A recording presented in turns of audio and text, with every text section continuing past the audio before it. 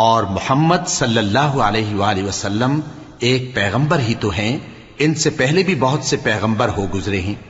بھلا اگر یہ مر جائیں یا مارے جائیں تو تم الٹے پاؤں پھر جاؤ گے؟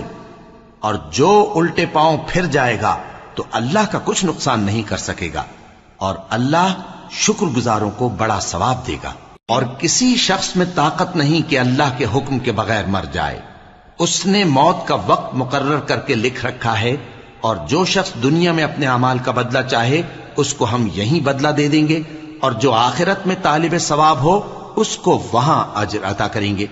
اور ہم شکر گزاروں کو ان قریب بہت اچھا صلہ دیں گے۔ اور بہت سے نبی ہوئے ہیں جن کے ساتھ ہو کر اکثر اہل اللہ دشمنوں سے لڑے ہیں،